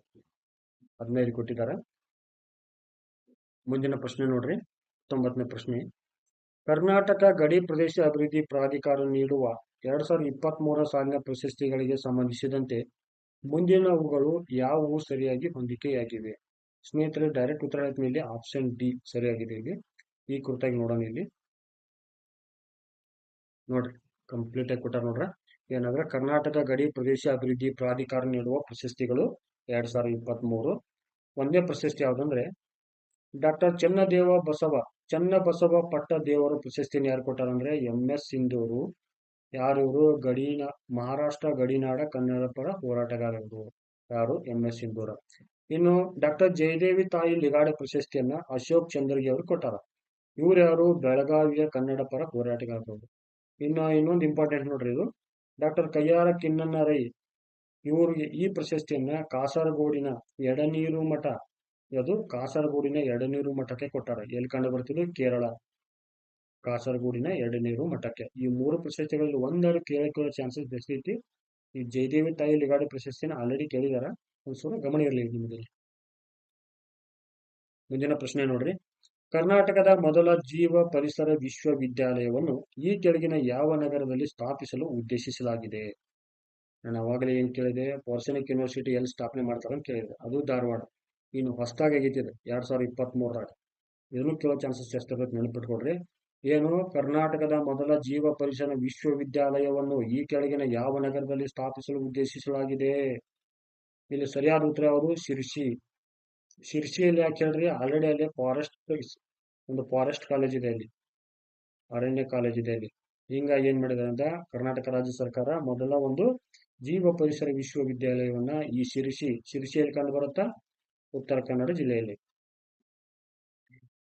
ಮುಂದಿನ ಪ್ರಶ್ನೆ ನೋಡ್ರಿ, ಕರ್ನಾಟಕದ ಸಂಸ್ಕೃತಿ ಸಂಪ್ರದಾಯ ಇತಿಹಾಸವನ್ನು ಸಾರುವ ಬಾರಿಸು ಕನ್ನಡ ಡಿಂಡಿಮುವ ಸಾಂಸ್ಕೃತಿಕ ಹಬ್ಬ 2023 ಈ ಕೆಳಗಿನ ಯಾವ ನಗರದಲ್ಲಿ ಆಯೋಜಿಸಲಾಗಿತ್ತು?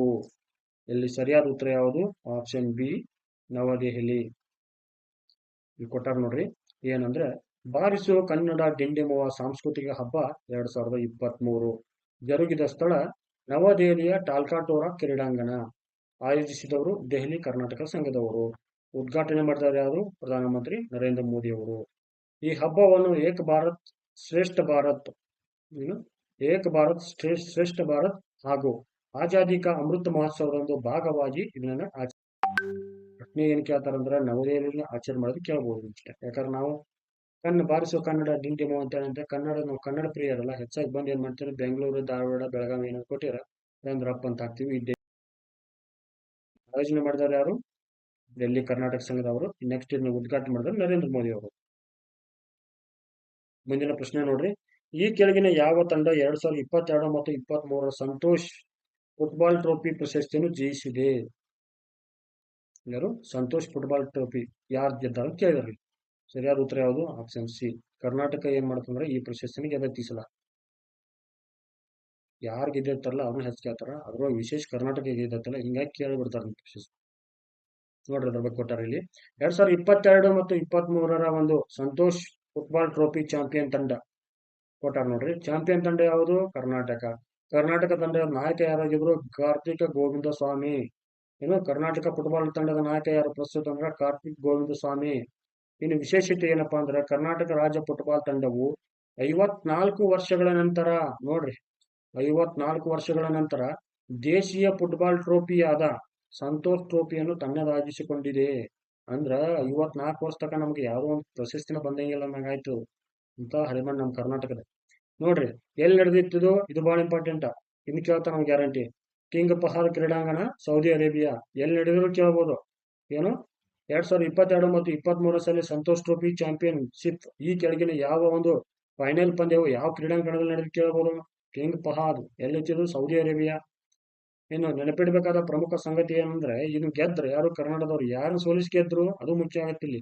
ಯಾರನ್ನ? ಮೇಘಾಲಯದವ್ರು ಸೋಲಿಸಿ ಗೆದ್ರು. ಎಷ್ಟರಿಂದ? 3-2 ಗೋಲುಗಳಿಂದ ಸೋಲಿಸಿ ಈ ಟ್ರೋಫಿನ ಗೆದ್ಕೊಂಡ್ರು. ನೆಕ್ಸ್ಟ್ ಇನ್ನು ಬಹಳ ಇಂಪಾರ್ಟೆಂಟ್ ಅಂದ್ರೆ ಎಲ್ಲ ಇಂಪಾರ್ಟೆಂಟ್ ಅನಿಸ್ತೈತಿ, ಆದ್ರೆ ಏನ್ ಮಾಡಕ್ ಆಗಲ್ಲ. 1968 ಮತ್ತು 69ನೇ ಸಾಲಿನ ಒಂದು ಸಂದರ್ಭದಾಗ ನಮ್ಮ ಕರ್ನಾಟಕ ತಂಡ ಈ ಸಂತೋಷ್ ಟ್ರೋಫಿನ ಗೆದ್ಕೊಂಡಿದ್ದ. ಅಲ್ಲಿಂದ ಇಲ್ಲಿವರೆಗೆ ಅಂದ್ರೆ 54 ವರ್ಷ ನಮ್ಮ ಸಂತೋಷ್ ಟ್ರೋಫಿ ನಮ್ಮ ಕರ್ನಾಟಕದವ್ರು ಗೆದ್ದೇ ಇಲ್ಲ. ಅಂತ ಕೆಟ್ಟ ದುರದೃಷ್ಟ ನಮ್ಮ ಕರ್ನಾಟಕದ ಒಂದು ಫುಟ್ಬಾಲ್ ತಂಡದ. ಇರ್ಲಿ, ಏನ್ ಆಗಲ್ಲ. ಇನ್ನು ನಮಗೆ ನೆನಪಿರಬೇಕಾದ ಪ್ರಮುಖ ಸಂಗತಿ ಏನು? ಕಿಂಗ್ ಫಹದ್ ಕ್ರೀಡಾಂಗಣ, ಕಿಂಗ್ ಫಹದ್ ಸ್ಟೇಡಿಯಂ ಎಲ್ಲಿದ್ದು? Saudi Arabia. ಇದು ನೆನಪಿಡ್ಕೊಡ್ರಿ, ಇಂಥ ಕೆಲವು ಚಾನ್ಸಸ್ ಇರ್ತೈತಿ. ಗೆದ್ದವ್ರು ಕೇಳ್ಬೋದು ಕರ್ನಾಟಕ. ಇನ್ನು ಕಾರ್ತಿಕ್ ಗೋವಿಂದ ಸ್ವಾಮಿ ನಮ್ಮ ಕರ್ನಾಟಕದ ಒಂದು ಕ್ಯಾಪ್ಟನ್ ಆಗಿದ್ದ. ಮುಂದಿನ ಪ್ರಶ್ನೆ, 23ರ 14ನೇ ಆವೃತ್ತಿಯ ಏರೋ ಇಂಡಿಯಾ ವೈಮಾನಿಕ ಪ್ರದರ್ಶನದ ಥೀಮ್ ಯಾವುದು ಅಂತ ಕೇಳಿದ್ದಾರೆ ಇಲ್ಲಿ. ಇಲ್ಲಿ ಸರಿಯಾದ ಉತ್ತರ ಯಾವುದು? Option B, the runway to billionaire opportunities. ಇದಕ್ಕೆ ಹೇಳ್ತಾರೆ. ಆಲ್ಮೋಸ್ಟ್ ಆಲ್ ಅದೇ ಇರುತ್ತೆ, ಆದ್ರೂ ಒಂದ್ಸಲ ಇರ್ಲಿ ಅಂತ ನಿಮ್ಗೆ ನೆನಪಿಸ್ಕೋಸ್ಕರ ಮಾಡಿದ್ದೀನಿ ಇದನ್ನ.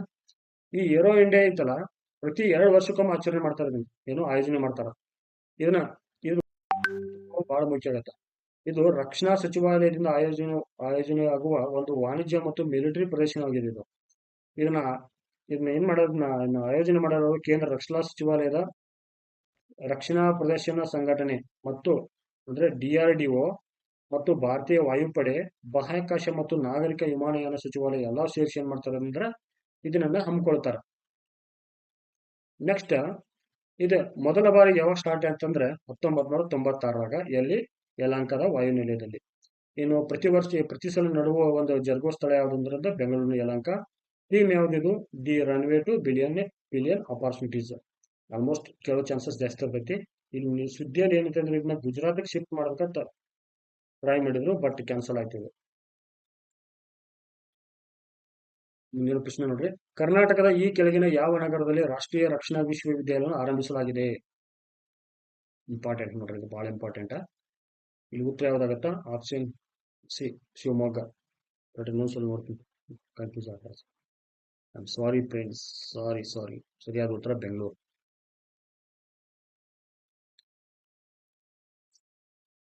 ಸಾರಿ, one second, I am sorry, little bit confuse ಆಗ್ತಾನೆ ಯಾಕೋ ಇಲ್ಲಿ ಸರಿಯಾದ ಉತ್ತರ ಯಾವುದು? ಶಿವಮೊಗ್ಗ. ನೋಡ್ರಿ ಕೊಟ್ಟಾರ ನೋಡ್ರಿ, ರಾಷ್ಟ್ರೀಯ ರಕ್ಷಣಾ ವಿಶ್ವವಿದ್ಯಾಲಯ ಸ್ಥಾಪನೆ ಎಲ್ಲಿದು? ಶಿವಮೊಗ್ಗದ ಕೇಂದ್ರೀಯ ವಿಶ್ವವಿದ್ಯಾಲಯ ಒಂದು ಕಟ್ಟಡದಲ್ಲಿ ಸ್ಥಾಪನೆ ಮಾಡ್ತಾರೆ ಇದನ್ನ. ಇದು ಯಾವಾಗ ಒಂದು ಸ್ಥಾಪನೆ ಮಾಡಿದ್ರೆ 2023ರ ಮೇದಾಗ. ಇನ್ನು ನೆನಪಿಡಬೇಕಾದ ಪ್ರಮುಖ ಸಂಗತಿ ಅಂದ್ರೆ ದೇಶದ ಮೊದಲ ರಾಷ್ಟ್ರೀಯ ರಕ್ಷಣಾ ವಿಶ್ವವಿದ್ಯಾಲಯವನ್ನ ಗಾಂಧಿನಗರದಲ್ಲಿ ಸ್ಥಾಪನೆ ಮಾಡಿದ್ರು. ಎಲ್ಲಿ? ಗುಜರಾತ್ನಾಗ. ಈ ರಕ್ಷಣಾ ವಿಶ್ವವಿದ್ಯಾಲಯದ ಪ್ರಮುಖ ಸ್ಥಾಪನೆ ಮಾಡಬೇಕಾದ್ರೆ ತರಬೇತಿ ಕೊಡಕ್ಕೆ ಯಾವ್ದಕ್ಕ? ರಕ್ಷಣಾ ಇಲಾಖೆ, ರಾಜ್ಯ ಪೊಲೀಸ್ ಇಲಾಖೆ ಉದ್ಯೋಗ ಮಾಡಲು ಬೇಕಾದ ಎಲ್ಲಾ ರೀತಿಯ ಒಂದು ಶಿಕ್ಷಣವನ್ನ ಈ ಒಂದು ವಿಶ್ವವಿದ್ಯಾಲಯ ಕೊಡ್ತಾರ. ಯಾವ್ದಕ್ಕ? ಸೈಬರ್ ಭದ್ರತೆ, ರಸ್ತೆ ಸುರಕ್ಷತೆ, ಆಂತರಿಕ ಭದ್ರತೆ ಸಂಬಂಧಿಸಿದ ಒಂದು ಕೋರ್ಸ್ಗಳನ್ನ ಇಲ್ಲಿ ಆರಂಭಿಸ್ತಾರೆ. ಎಲ್ಲಿ? ರಾಷ್ಟ್ರೀಯ ರಕ್ಷಣಾ ವಿಶ್ವವಿದ್ಯಾಲಯದಲ್ಲಿ. ಇದೆಲ್ಲೈತೆ ಅಂದ್ರೆ ಶಿವಮೊಗ್ಗದಾಗ. ಇನ್ನು ದೇಶದ ಮೊದಲ ರಾಷ್ಟ್ರೀಯ ರಕ್ಷಣಾ ವಿಶ್ವವಿದ್ಯಾಲಯ ಸ್ಥಾಪನೆ ಮಾಡೈತೆ ಅಂದ್ರೆ ಗುಜರಾತಿನ ಒಂದು ಗಾಂಧಿನಗರದಾಗ. ಇದನ್ನ ನೆನ್ಪಿಟ್ಕೊಳ್ರಿ. ಕೊನೆಯ ಪ್ರಶ್ನೆ ನೋಡ್ರಿ, ರೈತ ಸಿರಿ ಯೋಜನೆಯ ಉದ್ದೇಶ ಯಾವುದು? ಏನ್ ಕೇಳಿದಾರೆ ಅಂದ್ರೆ ಇಲ್ಲಿ ರೈತ ಸಿರಿ ಯೋಜನೆಯ ಒಂದು ಉದ್ದೇಶ ಯಾವುದು ಕೇಳಿದಾರೆ. ಸರಿಯಾದ ಉತ್ತರ ಯಾವ್ದಿಲ್ಲಿ? ಸಿರಿಧಾನ್ಯ ಬೆಳೆಗಾರರಿಗೆ ಪ್ರತಿ ಹೆಕ್ಟಾರ್ಗೆ 10,000 ರೂಪಾಯಿಗಳನ್ನ ಪ್ರೋತ್ಸಾಹಧನವನ್ನು ನೀಡೋದು ಈ ಒಂದು ಯಾವುದು ರೈತ ಸಿರಿ ಯೋಜನೆ ಉದ್ದೇಶ ಆಗಿತ್ತು. ಇಲ್ಲಿ ಕೊಟ್ಟಾರ ನೋಡ್ರಿ, ರೈತ ಸಿರಿ ಯೋಜನೆ ಅಂದ್ರೆ ಭಾರತದ ಪ್ರಸ್ತಾಪದನ್ವಯ, ಅಂದ್ರೆ ಭಾರತ ಸರ್ಕಾರದ ಒಂದು ಪ್ರಸ್ತಾಪದ ಅನ್ವಯ ವಿಶ್ವ ಆಹಾರ ಮತ್ತು ಕೃಷಿ ಸಂಘಟನೆಯು 2023ರ ವರ್ಷವನ್ನು ಸಿರಿಧಾನ್ಯ ವರ್ಷ ಎಂದು ಘೋಷಿಸಿದೆ. ಮತ್ತ ಇನ್ ಇಂಪಾರ್ಟೆಂಟ್ ಅಂದ್ರೆ ಬೆಂಗಳೂರು ಸಿರಿಧಾನ್ಯಗಳ ಒಂದು ರಾಜಧಾನಿಯಾಗಿದೆ. ಆಮೇಲೆ ಸಿರಿಧಾನ್ಯಗಳ ಉತ್ಪಾದನೆಯಲ್ಲಿ ಕರ್ನಾಟಕ ಮುಂಚೂಣಿಯಲ್ಲಿದ್ದು ಸಿರಿಧಾನ್ಯಗಳ ಒಂದು ಬೆಳೆಗಾರರಿಗೆ ಪ್ರತಿ ಹೆಕ್ಟರ್ಗೆ 10,000 ರೂಪಾಯಿಯನ್ನು ಪ್ರೋತ್ಸಾಹ ನೀಡುವ ಒಂದು ಈ ರೈತ ಸಿರಿ ಯೋಜನೆಯನ್ನು ಆರಂಭಿಸಲಾಗಿದೆ.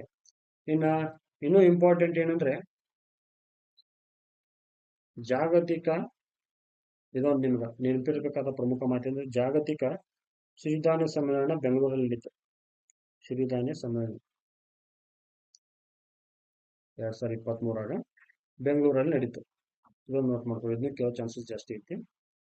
ಬೆಂಗಳೂರಿನ ಅರಮನೆ